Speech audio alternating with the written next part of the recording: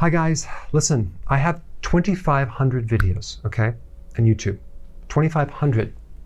So sometimes when you go to the channel, it's hard to find where to start because it's all random. So I wanted to create a beginner's video, the basics. So if you're new to my channel, if you have friends and family members that are new to my program, this is the first video to watch. Okay, so let me just kind of break it down. I'll make it really, really fast. Keto or ketosis. What does keto mean? When you burn fat, your fat breaks down into these things called ketones. Your body can then use those as fuel, okay? So your body can actually run on ketones. It's a much, much better fuel source than sugar fuel that most people run on. It's cleaner fuel. It creates a lot of other benefits, which I get into in other videos, okay? So keto basically means you're burning fat, okay? Healthy keto is a version of regular ketosis, but with a twist. A principle that I use is you don't lose weight and get healthy. You have to get healthy first to then lose weight. So getting healthy basically means, in relationship to eating, providing all of your nutrients. Okay, so you're eating foods that are high quality that provide all the nutrients. So you get the requirements that our bodies need. So what I recommend is something called healthy ketosis. All right, so that's the version. The other action that I recommend is something called IF. What is that? That's intermittent fasting. What is that? That is it's not a diet, it's a pattern of eating and not eating. So instead of doing 3 meals or 6 meals a day or snacks in between the meals, you're eating less frequently. Why? Because every time you eat, you raise a hormone, insulin. Too much insulin is very dangerous in the body. So what we're trying to do with healthy ketosis and intermittent fasting is reduce the excess of insulin. We're not trying to make it down to zero. We're just trying to get rid of the excess. The vast majority of the population has excess insulin, but they've never been tested. The doctors usually don't test it. They're focusing on your blood sugars or blood glucose, but not fasting insulin, okay? I have videos on that, but you can watch it in another video, but the point is that we're trying to lower insulin. So to do that, you need to eat less frequently. Let's say you start with 3 meals per day with no snacks, and then you go to 2 meals a day, no snacks, and that would be considered intermittent fasting. And some people do 1 meal a day, but the point is that it's just eating less frequent. It's not necessarily focused on lowering calories. Even though you will be consuming less calories, the focus is not on calories. It's about eating less frequently. At the end of the day, we want to provide all the nutrients, so we need a certain amount of calories. The cool thing about intermittent fasting is that because you're eating less frequent, the requirements for nutrients go down because the body starts being conservative with its nutrients. It starts holding or retaining more nutrients.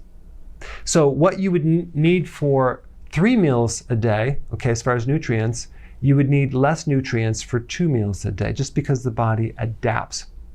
Sometimes people are concerned about losing muscle mass. Well, the other cool thing is that when you do intermittent fasting, certain hormones, like growth hormone, increases dramatically to protect the muscles from being lost. Okay, so your body tends to now conserve protein as well when you do intermittent fasting, so you're not going to lose muscle mass.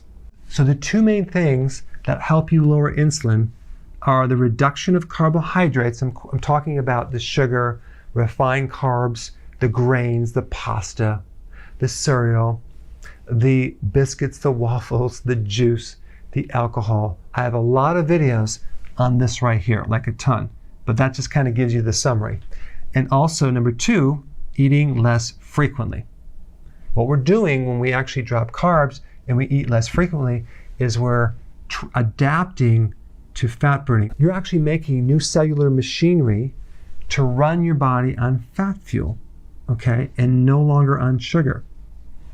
Now, what happens when you consume too many carbs, the insulin comes in and takes it out and converts it to fat.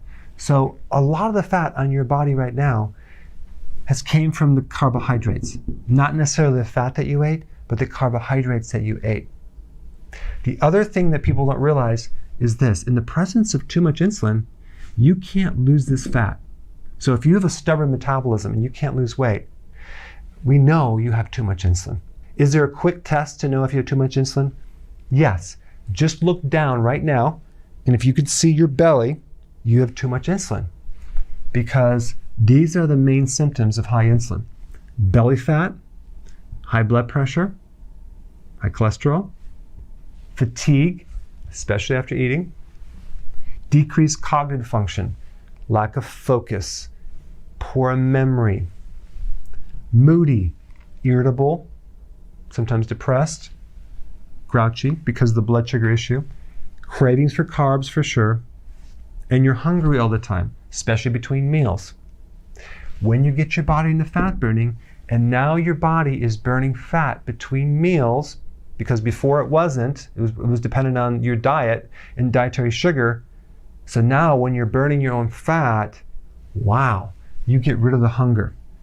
Okay, you're not hungry anymore. It makes it easy to do this. You don't crave anymore. That's why healthy keto and intermittent fasting is very successful long term, because it allows you to stick to it, because you're not hungry all the time, you're not craving. Sometimes when you look up keto, you'll see this little pie chart thing right here. It'll say 20% protein, maybe 70% or 65% fat as far as the total calories, 5% carbs. Okay, this is very confusing for people because you have to calculate calories into grams and this and that. This is the simplicity right here. If you just envision your plate, okay, this is your plate. Half of the plate should be salad or vegetables, okay? A quarter of the plate should be protein. And the other quarter should be fat. So this 65 or 70% fat, which seems like a lot of fat, now remember 1 gram of fat is more than twice the calories of carbs and protein. So this is misleading. In reality, the volume of fat is really only, a quarter of your plate. And a lot of this fat is actually mixed with the protein. So it's not as much as you think. And then we have this small amount of carbs out here, just to keep it really, really simple. Okay? And healthy keto and intermittent fasting is not just about weight loss. It's about getting you super healthy, for reducing inflammation, for helping your cognitive function, helping your overall mood, making the body work better. Okay?